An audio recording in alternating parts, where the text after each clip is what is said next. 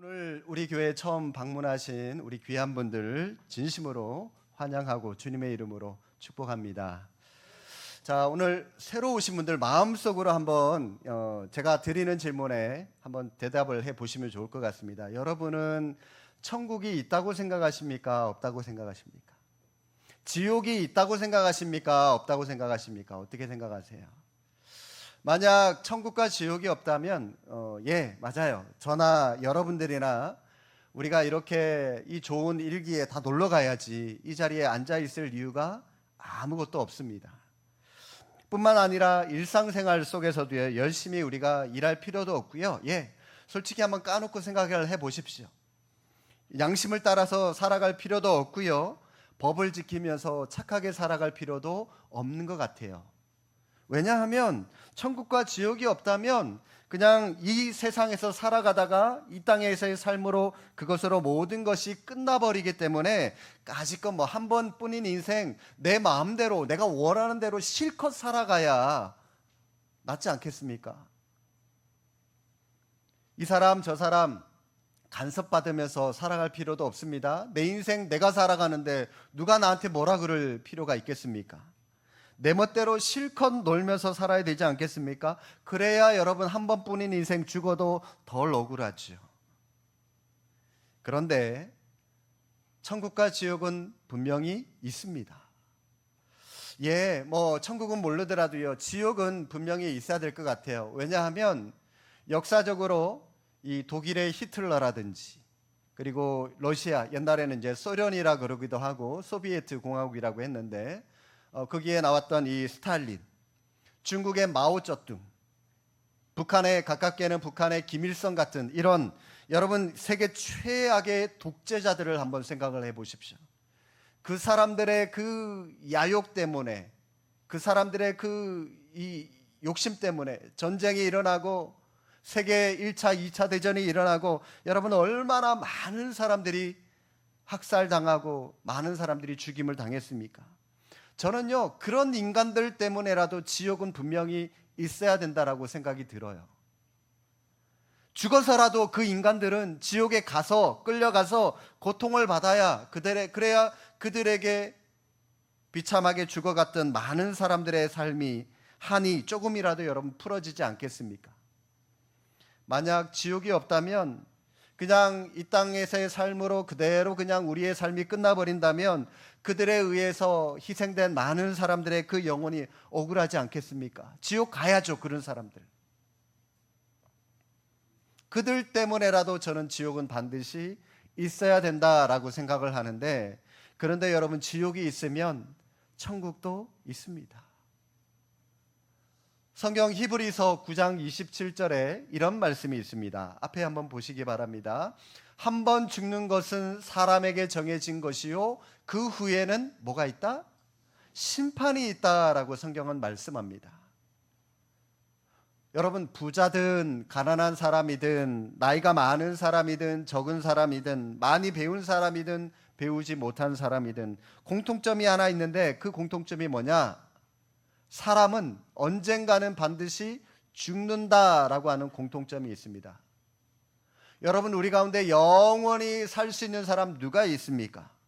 죽어요. 왜냐하면 이 죽음이라고 하는 것은 모든 사람에게 정해주신 하나님의 법칙이기 때문이다라고 말씀을 합니다. 그리고 여러분 죽은 후에는 그곳으로 끝? 그게 아니에요.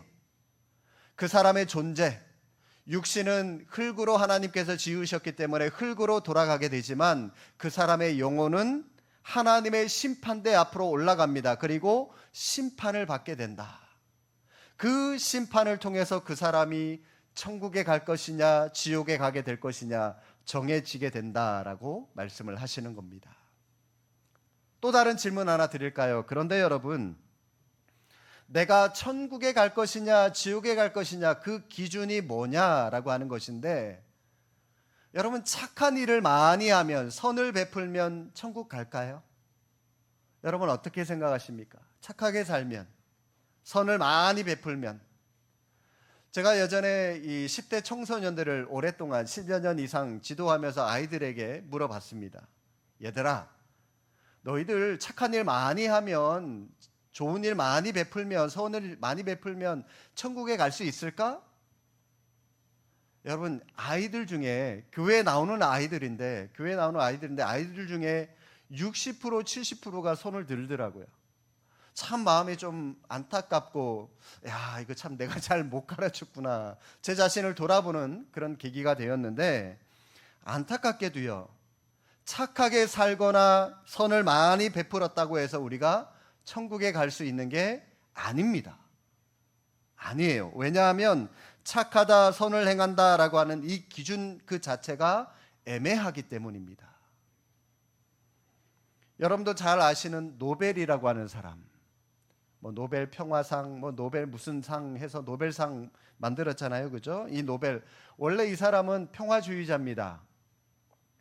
전쟁을 종식시키기 위해서 다이너마이트라고 하는 것을 발명을 했습니다. 하지만 선한 목적을 위해서 발명된 이 다이너마이트가 1차 세계대전에서 대량 살상 무기로 개발되어서 엄청난 위력을 발휘함으로 말미암아 더 많은 사람들을 죽음으로 내몰아가게 된 그런 원인을 제공하게 되었습니다. 노벨은 선한 동기로 다이너마이트를 만들었지만, 그러나 사람들은 그의 선을 악으로 바꿔버렸습니다. 미국의 남북 전쟁 때에 의사입니다. 리처드 게틀링이라고 하는 의사가 있는데, 이 사람이 속으로 이렇게 생각했어요. 남북 전쟁에 자기 민족끼리 전쟁을 하면서, 자기 동족끼리 전쟁을 하면서 서로 죽이고 그러니 젊은 사람들이 마음으로 어떤 마음을 먹었냐면, 만약 이 군인 혼자서 100명의 역할을 해낼 수 있는 그런 총이 있다면, 무기가 있다면, 그 많은 젊은 군인들이 전쟁터에 나가서 죽지 않아도 될 텐데, 그런 마음을 가지고 이 사람이 뭘 만들었냐면, 회전통을 중심으로 해서 총구를 6개를 돌아가면서 붙였습니다. 그리고 나서 자동으로 장전되는 자동 기관총을 만들었어요. 그런데 여러분, 그의 의도와는 달리 1분에 360발 탄환이 발사되는 그 기관총은 한순간에 더 많은 사람들을 손쉽게 죽이는 가장 효과적인 전투 무기로 많은 사람들이 그의 의도를 변질시켜 버렸습니다. 우리는 선을 행하고 착한 일을 한다고 하지만 사람들은 그것을 악용하고 선한 일로 받아들이지 않을 때가 굉장히 많이 있습니다. 아무리 우리의 의도가 선하다 할지라도 현실은 선한 의도대로 되지 않고 오히려 우리의 기대와는 달리 악용될 때가 많습니다. 이유가 뭘까요? 왜냐하면 여러분, 우리 인간은 인간 습성상 그 사람 내면에 죄라고 하는 것이 있기 때문입니다. 죄라고 하는 것이 있기 때문에 우리는 좋은 일을 결코 제일 먼저 좋게 받아들이진 않아요. 제일 먼저 우리는 뭐든지 삐딱하게 상황을 바라보고 삐딱하게 사람을 바라보고, 그게 여러분, 이 죄가 우리 마음 가운데 작용하기 때문에 그게 정상이에요. 우리는 그렇게 살아갑니다. 여러분, 학생 하나가 있는데 옆에 착한 일을 많이 하는 친구가 들러붙어 있고, 또 다른 한쪽에는요, 불량스러운 그런 친구가 붙어 있어요. 이 친구가요, 이 둘 다 사귀었는데 나중에 이 친구가 어떤 사람의 영향력을 더 많이 받았을까요? 착한 친구? 불량한 친구? 제가 굳이 여러분 이 결과를 말씀드리지 않아도 여러분들이 더 잘 알 겁니다. 불량한 친구의 영향을 더 크게 받아요. 왜냐하면 우리 인간의 내면에는 본질상 이 죄라고 하는 습성이 다 있기 때문에 죄를 따르고자 하는 마음이 훨씬 더 그 사람 마음 가운데 강하기 때문입니다. 나는 상대방을 배려하는 마음으로 상대방에게 다가갔는데, 그런데 나의 배려를 그 사람은 배려로 받아들이는 것이 아니라 오히려 불쾌하게 생각해요. 불편하게 생각해요. 그러면 여러분, 내 의도가 어떻든 나는 그 사람에게 친절한 사람이 아닙니다. 나는 그 사람을 배려하는 사람이 아니라 나는 그 사람을 불쾌하게 만드는 사람일 뿐입니다. 제가 뭘 말씀드리고자 하시는지 여러분 이해가 되십니까? 일제 강점기 때 이토 히로부미라고 하는 사람이 있습니다. 을사늑약 후에 조선의 초대 통감이 되어서 일본 제국주의를 기틀을 마련한 인물로 일본인들에게는 영웅으로 대접받는 그런 사람입니다. 그런데 여러분, 우리나라 사람에게는 어떤 사람입니까? 그저 우리나라를, 이 조선을 침탈한 침탈꾼에 불과한 사람입니다. 자, 그러면 반대로 그를 저격해서 사살한 이 독립운동가 안중근 의사는 우리에게는 영웅입니다. 민족적인 영웅이에요. 반면에 여러분, 이 안중근 의사가 일본 사람들에게는 어떻게 평가받을까요? 그들의 영웅을 죽인 테러리스트로 평가받고 있을 뿐입니다. 여러분, 이처럼 이 착하다, 선하다라고 하는 이 기준, 받아들이는 사람에 따라서, 받아들이는 시대에 따라서, 받아들이는 상황에 따라서 달라요.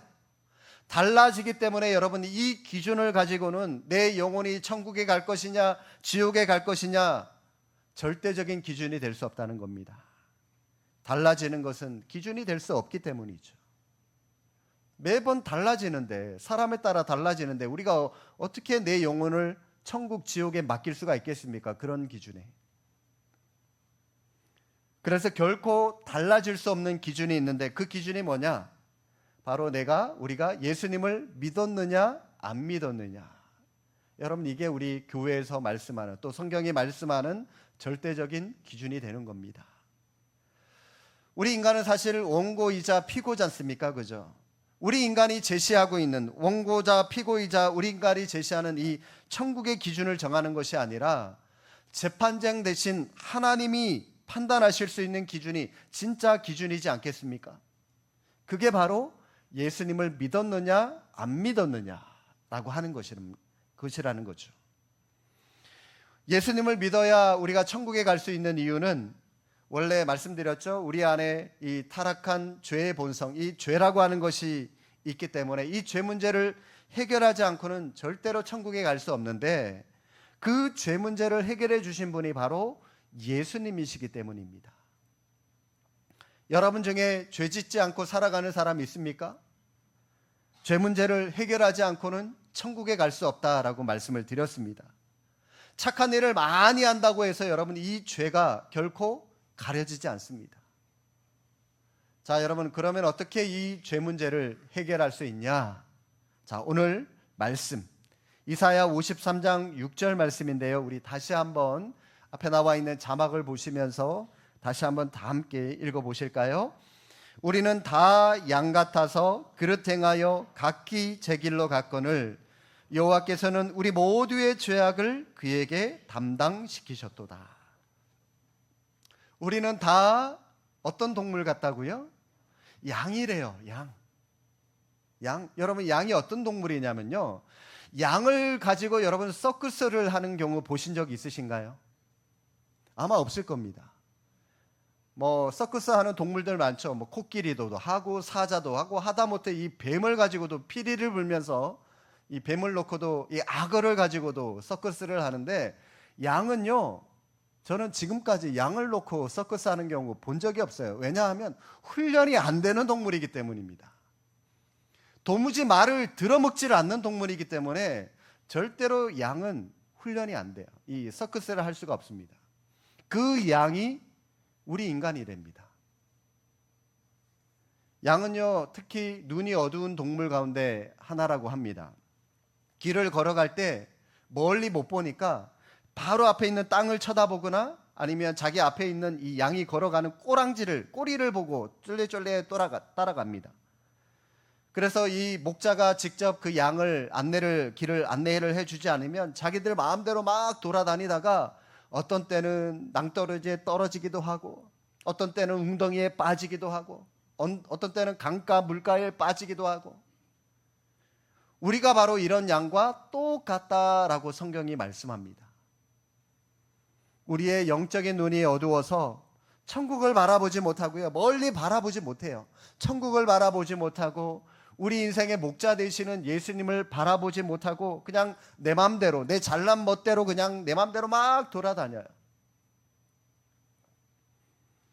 때로는 세상 사람들이 하는 행동이 나쁜 행동인데도 불구하고 멋있어 보이니까, 예뻐 보이니까 나도요 그냥 저 사람 하는 대로 한번 따라해 보자 그러면서 자기도 따라합니다. 그러면서 온갖 죄를 또 내 맘대로 막 짓고 살아갑니다.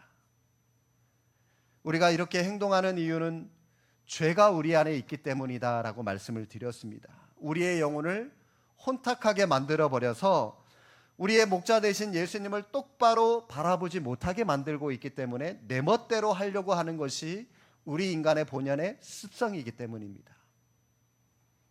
그런데 여러분, 오늘 이 이사야의 말씀을 다시 한번 보십시오. 끝에 이렇게 말씀하시죠. 여호와께서는, 하나님을 말씀하는 겁니다. 하나님이 우리 모두의 죄악을 그에게, 그가 누구냐면 예수 그리스도에게 담당시키셨다라고 말씀을 하는데, 자, 오른손이 우리입니다. 접니다. 왼손이 예수님이세요. 자, 이 검은 게 죄라고 생각을 해 보십시오. 자, 우리 안에 이 죄가 있어요. 이 검은 죄가 있습니다. 하나님께서 우리 모두의 죄악을 그에게, 예수님에게 이 죄를 넘겨버렸다라고 하는 말이거든요. 죄를 넘겨버렸어요. 자, 우리에게 죄가 있습니까? 없습니까? 없어요. 이렇게 우리의 죄 문제는 해결되는 겁니다. 예수님이 십자가라고 하는 형벌을 통해서 우리의 죄를 대신 지시고 죽으셨기 때문에 우리에게는 죄가 없게 되었습니다. 우리는 이 사실을 믿기만 하면 죄 문제 해결받을 수 있는 겁니다. 이 죄 문제를 해결하고 나면 우리에게 기다리고 있는 것이 바로 천국이 우리를 기다리고 있고, 뿐만 아니라 우리는 이 믿음으로 예수 그리스도 안에서 참된 자유를 누리면서 살아갈 수가 있게 되는 것입니다. 제가 이렇게 참된 자유, 이 자유라고 하는 말씀을 드리니까 어떤 분이 이런 질문을 하는 분들이 있더라고요. 목사님, 성경에 이거는 하고 이거는 하지 말고 하라는 것과 하지 말라는 말씀들이 굉장히 많이 있는데 그 말대로 살아간다면 우리가 어떻게 자유로울 수 있겠습니까? 오히려 그 성경 말씀이 우리를 구속하고 우리를 압박하는 거 아닙니까? 라고 질문을 하는데, 여러분은 어떠십니까? 여러분도 성경 말씀이 우리를 구속하는 거다라고 생각을 하십니까? 그렇지 않아요, 여러분. 부부 관계를 한번 생각을 해보시기 바랍니다. 배우자가 내 뜻에 맞춰서 따라줄 때도 있지만 반대로 내가 배우자의 뜻에 맞춰서 배우자의 뜻을 따라줄 때도 있지 않습니까? 여러분은 언제 배우자의 뜻을 따라주십니까? 아마 많은 부부들이 배우자가 나를 사랑한다고 느낄 때, 또 반대로 내가 배우자를 많이 사랑하고 있을 때, 혹은 어떤 문제를 놓고 내 생각보다는 배우자의 뜻이 옳다고 생각될 때 내 고집, 내 생각을 꺾고 배우자를 많이 따라줄 겁니다. 여러분, 이렇게 배우자를 사랑해서 배우자의 뜻을 따라주는데 여러분, 그게 부담이 될까요? 그게 무슨 구속받는 것이 될까요? 사랑해서 내가 따라주는 거라면 오히려 여러분, 그 따라주는 것은 기쁨이 되고 가정의 화평이 되고 오히려 즐거움이 될 겁니다. 마찬가지로 여러분, 내가 정말 하나님을 사랑한다면 하나님의 말씀은 우리에게 부담이 아니라, 우리를 구속하는 것이 아니라 우리를 향하신 하나님의 사랑이구나라고 하는 것을 알 수가 있게 될 것입니다. 우리가 하나님을 진짜 사랑하지 않기 때문에 그분의 말씀이나 그분의 가르침을 우리는 자꾸 잔소리로만 들으려고 하고 부담으로만 들으려고 하는 것이지, 진짜 사랑해서 그분의 뜻에 순종한다면 여러분, 그거는 구속이 아니라 사랑이다라고 하는 겁니다. 여러분이 자라면서 부모님께 들었던 많은 잔소리들, 또 현재 부모로서 여러분들이 자녀들에게 하고 있는 그 잔소리, 그것도 구속입니까? 부모님이 왜 잔소리할까요? 자식들을 사랑하니까. 사랑하니까 부모로서 당연히 자식에게 가르쳐야 할 교육이고 훈계니까 그런 말들을 하는 거죠. 물론 자녀의 마음을 헤아리지 못하고 일방적으로 이 부모의 고집으로 잔소리를 한다면 그것은 충분히 자녀에게 구속이 될 수 있을 겁니다. 그러나 자녀가 좀 더 올바른 길로 가고 좀 더 나은 길을 선택할 수 있도록 조언하는 것은 잔소리가 아니라 사랑입니다. 부모의 사랑 안에 있는 자녀는 비록 부모의 잔소리를 들을지언정 배고파서 밥 달라고 하면 밥 차려주죠. 용돈 없어서 용돈 달라 그러면 또 용돈 쥐어주죠. 옷 사달라 그러면 옷 사주죠. 부모님과 함께 있으면 좋은 점이 훨씬 많아요. 이것이 바로 부모 안에서 누릴 수 있는 자유라는 겁니다. 그런데 여러분, 이 부모의 사랑을 잔소리로만 생각을 해서 듣기 싫다고 가출해 보세요. 집 나가 보세요. 밥이 어디 있습니까? 용돈이 어디 있습니까? 지가 벌어서 지가 먹어야죠. 집 나가면 개고생이다 그러잖아요. 그죠? 자유를 누리기 위해서 자녀가 할 수 있는 것은 부모님과 그냥 함께 있기만 하면 되는 겁니다. 그리고 마땅히 자녀로서 부모의 말씀에 순종하는 겁니다. 이 순종은 구속이 아니라 자녀로서 마땅히 해야 할 행동이다라고 하는 것이죠. 여러분, 세상 사람들 보면은 세상 사람들 이사 갈 때 함부로 날짜 못 잡더라고요. 손 있는 날, 손 없는 날 뭐 계산하잖아요. 그죠? 손 없는 날이라고 해서 날 잡고 바쁠 때 우리 기독교인들은 그런 날짜와 상관없이 아무 날짜 잡아서 할인까지 받고 이사 다니는 사람들이 우리 기독교인들입니다. 다른 사람들은 같은 날에 몰려서 좋은 날 결혼한다고 북새통을 이루는데 남들은 손 타는 날이라고 하는데 그리스도인들은 거기에 아랑곳하지 않고 그날 할인 받고 예식장에서 여유롭게 결혼식 하는 사람들이 우리 그리스도인들입니다. 제 고향 친구 중에 예수님을 믿지 않는 친구가 있는데 그 친구 보니까 답답해요. 이 부정 탄다고 벽에 못도 동서남북 계산하면서 못 박아야 되고요. 벽에 못도 지 맘대로 못 박는, 아니 자기 집에 벽 하나 못 하나도 지 맘대로 못 박는, 그게 무슨 자유입니까, 여러분? 이런 것들이 진짜로 더 여러분 자신을 구속하는 거 아닙니까? 자기는 정작 창살 없는 감옥에서 이 미신에 푹 빠져가지고 구속당하고 살고 있으면서 왜 하나님의 말씀을 자꾸 구속이라고 생각하고 잔소리로만 생각하는지 모르겠습니다. 하나님의 말씀은 사랑입니다. 우리 부모님이 여러분들을, 자녀를 사랑해서 하는 것과 마찬가지로 우리가 이 땅에 살아가면서 더 나은 삶을 살아가도록 우리에게 제시하신 사랑, 잔소리가 아니라니까요. 예수님 안에서 이러한 자유함을 가지고 있기 때문입니다. 죄와 사망을 이길 수 있는 자유가 있기 때문입니다. 여러분, 이 말씀, 우리를 지옥에 보내기 위해서, 우리를 고생시키기 위해서, 구속하기 위해서 우리에게 주신 것이 아니라고 하는 것, 사랑 때문에 주신 말씀이라고 하는 것을 여러분 기억할 수 있기를 바랍니다. 영상 하나 보시기 바랍니다. 조금 오래된 영상이긴 한데 잠깐 한번 보시고 계속 말씀을 이어가도록 하겠습니다. 물에 빠진 사람은요, 같이 물에 빠진 다른 사람들을 구할 수 없습니다. 자기도 살기 바쁜데 무슨 힘으로 남을 구하겠습니까? 잘못하다가 자기도 같이 빠져 죽게 되죠. 물 밖에 있는 사람이 도와줘야 구원받을 수 있습니다. 마찬가지로 죄에 빠진 인간이 내 죄는 물론이고 다른 사람의 죄를 구원할 수 없습니다. 죄가 없는 분, 죄 밖에 있으신 분 누굴까요? 예수 그리스도가 그래서 우리에게 필요한 겁니다. 그리고 그 예수 그리스도를 통해서 죄에서 건짐을 받은 우리가 다른 사람들에게 이 구원의 소식이 있다는 사실을 알려줘야 하는 것입니다. 제가 예전에 일본 선교를 준비하는 한 친구 목사에게 들은 이야기가 있습니다. 예전에 한번 여러분들에게 말씀을 드렸는데 한 번 더 말씀을 준비하다가 한 번 더 드려야 되겠다 싶어서 말씀을 다시 한번 드립니다. 일본에서 목회하시는 목사님들이 모여서 토론을 했는데 토론의 주제가 뭐냐면 왜 일본 교회는 한국 교회처럼 열심히 전도하지 않는가라고 하는 것입니다. 여러분, 우리나라는 어디를 가든 교회가 다 있잖아요. 시골 구석구석에도 다 교회라고 하는 게 있죠. 그만큼 한국 교회 성도들이 열심히 전도를 하고 교회를 세웠기 때문인데, 근데 일본에는요 교회가 없어요. 가뭄에 콩나듯 어쩌다가 교회가 있을 똥 말똥, 교회가 없어요.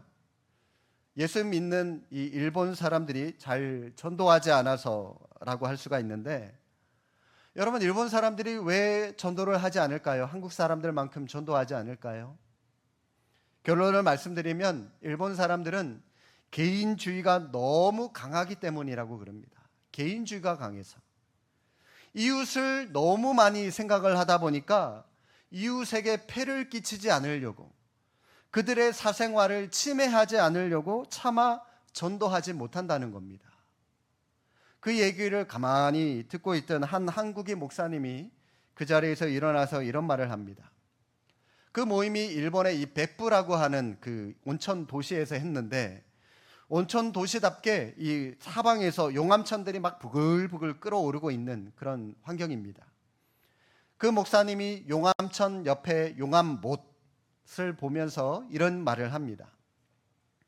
여기 젊은 청년 하나가 술에 취해서 비틀비틀 거리면서 걸어가고 있는데, 바로 앞에는 들끓고 있는 그 용암못이 있는지도 모르고 용암못을 향해서 그 사람이 술에 취해서 비틀비틀거리면서 다가가고 있다고 생각을 해 보십시오.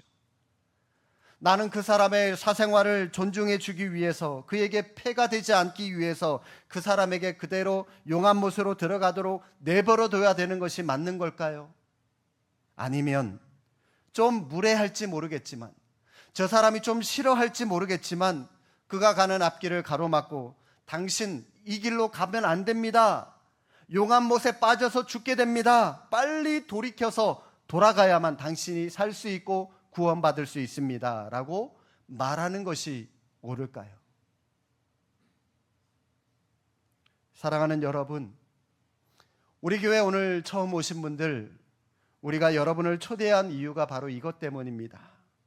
사랑하는 내 부모, 사랑하는 내 친구, 내 남편, 아내, 자녀, 형제, 친구가 뻔히 지옥으로 걸어가고 있는 걸 보고 있는데, 어느 때까지 우리는 여러분의 사생활을 존중해 주기 위해서, 여러분들에게 폐 끼치지 않기 위해서 여러분들을 가만히 내버려 두고만 있어야 될까요?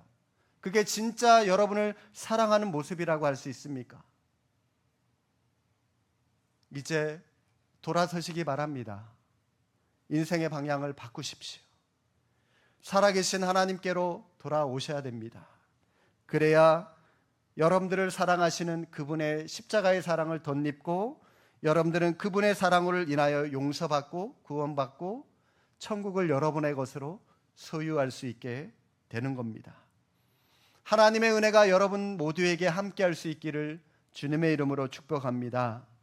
목사님, 언젠가 좀 더 돈을 좀 벌고 나서 좀 더 이것도 좀 더 하고 나서 다음에 아니에요. 다음까지 여러분 살아 계신다는 보장이 있나요? 무슨 일이 있을 줄 알고요, 여러분. 지금입니다. 지금 오시고 지금 시작하십시오. 지금부터 믿으십시오. 하나님의 천국 잔치에 기쁨으로 참여하는 우리 모든 성도님들 다 되시기를 주님의 이름으로 축복합니다. 기도하겠습니다.